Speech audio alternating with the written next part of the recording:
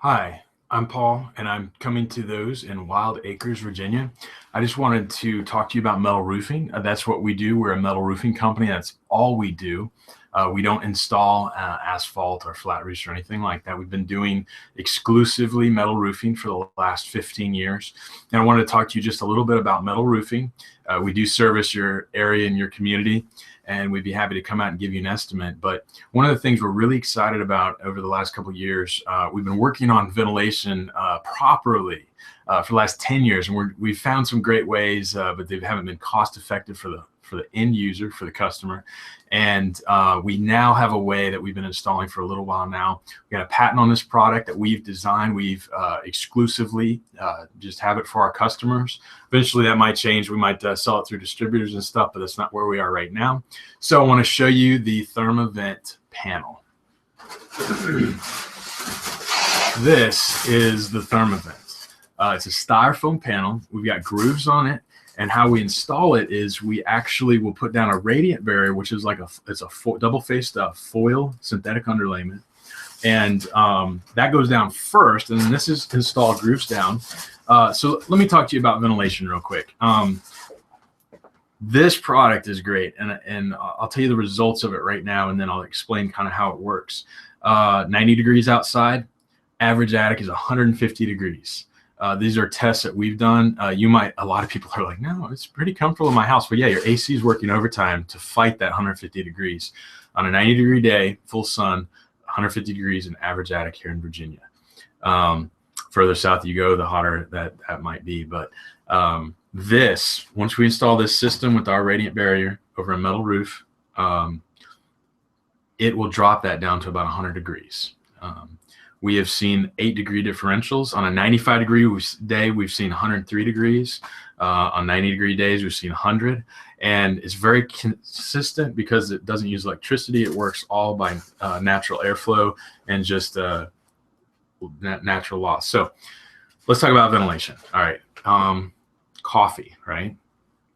Why are we going to talk about coffee for ventilation? It's really the perfect avenue.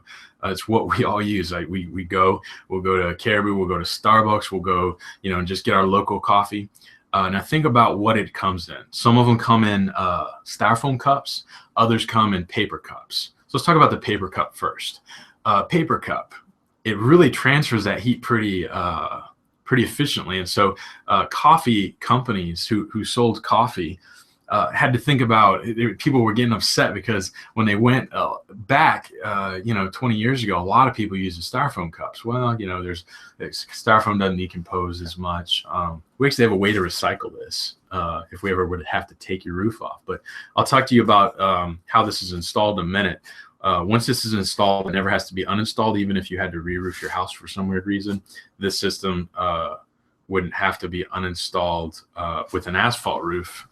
If you were looking at that with a metal roof, you should never have to uninstall your metal roof. If we install it, it should be good for at least 150 years is how long the product should last. So talk about the cardboard coffee cups, right?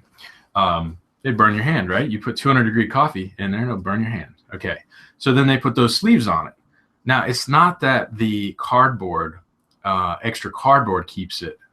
If you just slipped a thin piece of cardboard over the coffee cup, eventually that would transfer. It would slow it down a little bit, but not much.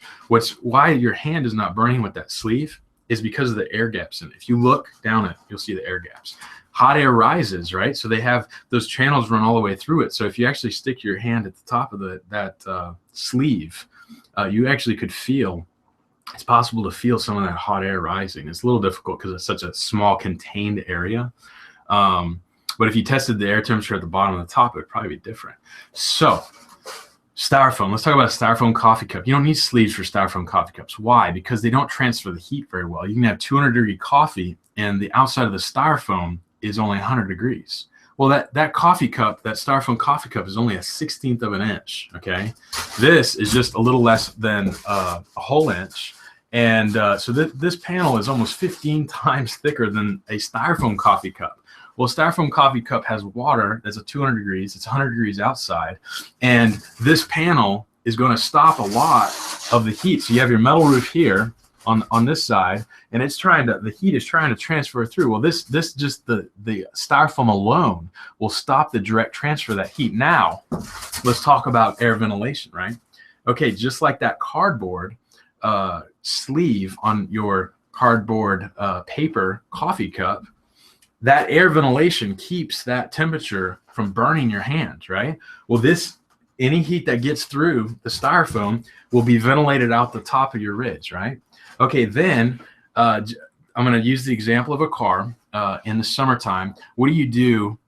What is helpful when it's really sunny and your car gets hot? If you have to leave your windows closed, you're worried about somebody breaking in. If you have it cracked or a rainstorm, you put up a screen or the fold out silver. The best ones have silver on them, and they put it in your windshield.